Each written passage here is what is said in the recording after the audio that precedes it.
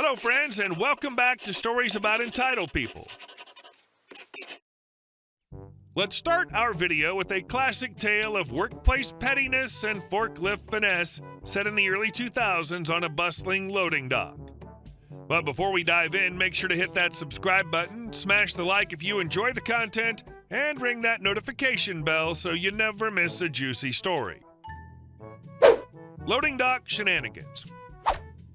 Years back in my early days of employment, early 2000, when I worked on the loading dock, we were expecting a big load of tech products for the new office layout.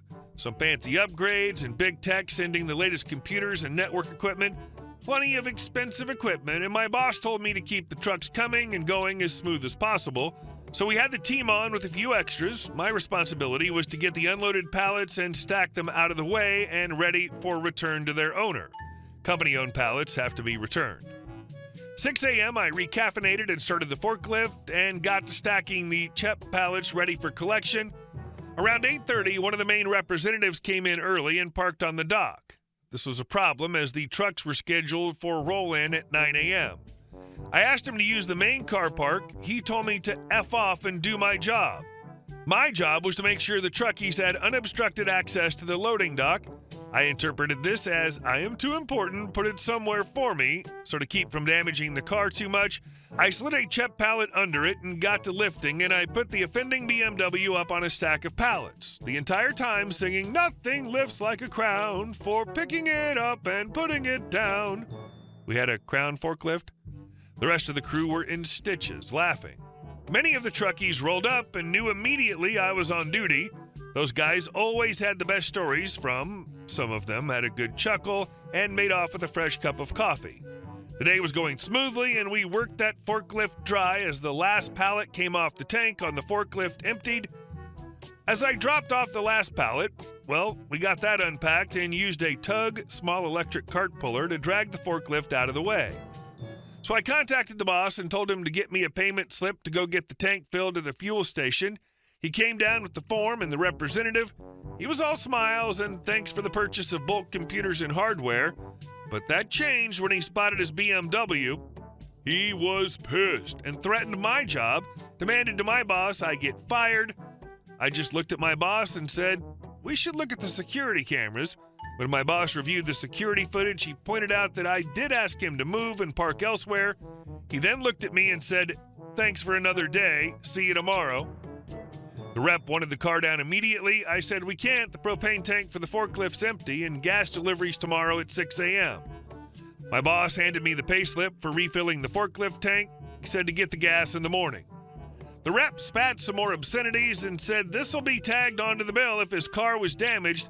He said it won't take much more than a postage stamp to send his boss the footage of him obstructing their loading dock, and then my boss looked at him and tapped the sign that said, "This is a loading dock, park at your own risk. We're not liable for towing or moving your vehicle. Fines apply." The next day, after detaching the tank from the forklift, I lugged that bugger to my car and drove off to get it filled. Upon returning with a charged tank of liquid work juice for the forklift, I started that bugger and got to moving the BMW down from its perch and ready for the rep to collect. So it's 6:30 a.m. and he's not arrived. So I decided to place this thing in the nearest accessible parking spot on the street, ticketed spot, as our car park was not open yet. It was the only safe place available. I contacted my boss and told him and said, "Call the rep. It's ready for collection. It's in spot XX on the parking meter line." He responded with an "okay." Then I got to work sending off the pallets for the day. It was a half-shift day for me. Now, as for Mr. Representative, he did manage to collect his car before it was ticketed for not feeding the meter, and I heard through my boss the rep got chewed out and screwed out of his sales bonus for acting like a jerk. Damn, I miss that boss. Well, I mean, you did try to bring his driving skills to new heights. And our second story. Ruining my notice period? Lose your employees. Summary. I wanted to leave a toxic company. The CEO took it personally and decided to play me, postponing the end of my contract again and again, so I made sure I would not be the only one leaving. I'd been working at this company for 7 years, climbing the ladder from intern to regional manager. About midway, the founder decides to leave and is replaced by a new CEO. Of course, the new guy comes with his buddies to take over the C-suite and starts meticulously turning what felt like family business into a toxic workplace. They pick their departments like risk players pick their countries, and it becomes obvious after a semester or so that they specialize in growth hacking through aggressive management and questionable business ethics.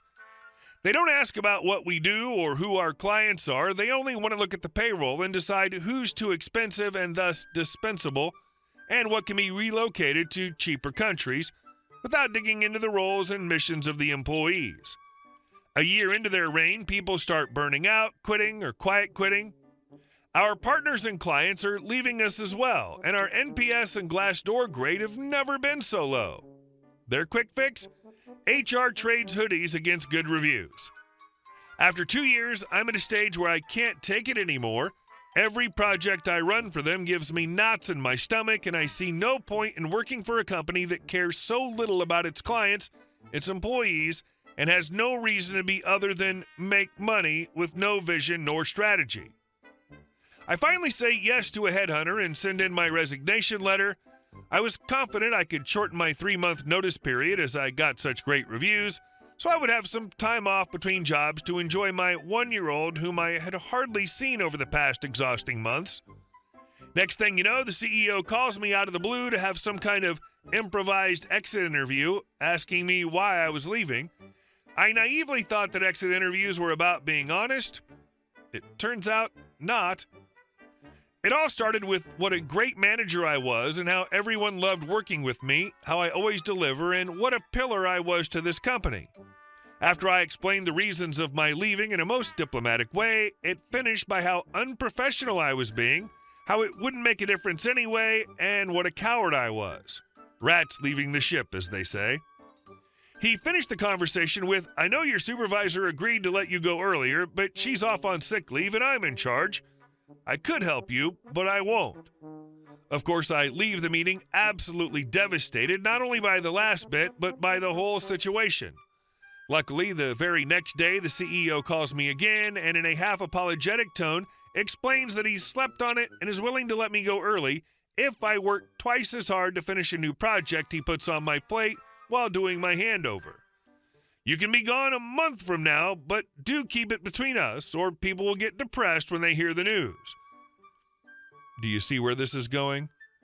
A friend I have on the board of directors tells me, "We all know about your leaving. The CEO is furious and made it clear to us he'd have you work your butt off until the very last day of your contract."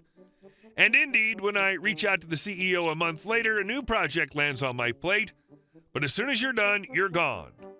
And then it's about HR paperwork taking time, then the need for me to onboard a new team member before I leave. There's always a good reason. So in the end, I did serve my full notice. Oh, you don't want anyone to know? Everyone will know. I write a killer review on Glassdoor and send a very short message on the internal network stating I've decided to leave, but without more details. Of course, tons of people reach out and get to hear the full story. I can't say if I'm a pillar in this company, but I certainly have tons of friends in all branches globally, and when they hear of the whole situation, adding up to their existing frustration, they start talking about leaving as well. And I do my best to encourage them to do so. Within 2 weeks, my whole team resigned, as did 3 regional heads of sales and 5 colleagues in other departments. I was not the reason, per se, but definitely the straw that broke the camel's back. My friend on the board of directors keeps sending me screenshots of managers complaining to the CEO about letting me go. I quote, "Letting this guy go was a disaster and the stupidest move." It's never a good thing for anyone when new executive management takes over. As you said, the focus is on reducing costs, which never include their salaries. They generally know nothing about who does what, nor do they care. And our last story. 911, he won't let me rob his house. Arrest him. I'm a 30-year-old woman who recently bought my own apartment with a loan. My mother and father died when I was 10, so I was raised by my grandmother and my domineering aunt, my mother's sister. She's been married 5 times, and every time, according to her, the divorce was entirely the fault of her husband. Although if I were her husband, I would have strangled her on the first day. Now, my aunt is 60 years old and remains a domineering bee. She insists that the apartment is hers and that she is technically the owner because she raised me. She didn't raise me, she just taught me how horrible people can be and that you need to keep your money in safe places, otherwise it'll turn into weed for your aunt. She threatened to kick me out all my childhood if there were dirty cups in the house, threatening to kick me out of my grandmother's house, LOL. Unfortunately, when I was 28, my grandmother also died and left me half the house and her old 1977 Lincoln Continental. She hardly ever drove it, preferring her old Honda Civic, and only occasionally took me for a ride in the Lincoln, the best car in the world. My aunt was furious when she found out she got the Civic and not the yacht on wheels in mint condition. But now to the story. We somehow managed to sell the house and split the money equally, so I bought an apartment closer to work. I hired a team to do some renovations, fix the floors a bit, and redo the wiring. The apartment's quite old, but the building's solid. While the renovations were being done, as I later found out, my aunt would come by when I wasn't there, told the workers she was my trustee, showed documents with my last name and a photo of us together from a few years ago. As I was later told, she didn't attract much attention and brought lemonade to the workers. After a couple of months, I noticed that things in the house were sometimes not in their usual places when I came home from work. So I asked my boyfriend to stay at my place while he was on vacation.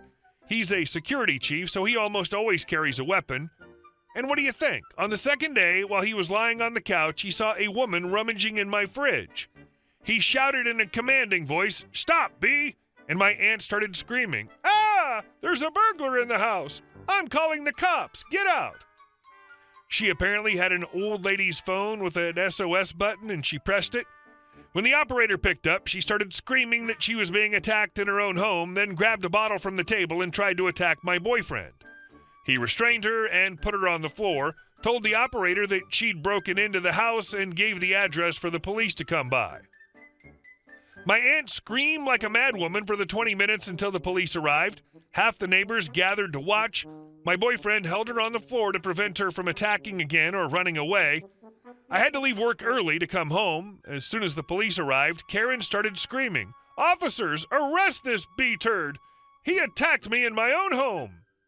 But the neighbors knew my boyfriend and confirmed that they hadn't seen this woman before, and I arrived about 5 minutes after the police. It turned out Karen had stolen the key from the workers during the renovation, made a copy, and then returned the original. She was also wanted for several months for stealing an expensive 40-year-old bottle of collectible whiskey from her neighbor and several bottles of collectible wine. When the officers asked if I wanted to press charges, I said yes. It was the most satisfying yes of my life. Tough Karen at 60 years old to yell for 20 minutes without a break, I tell you. Hey guys, thank you all for watching the video. I'll see you in the next one.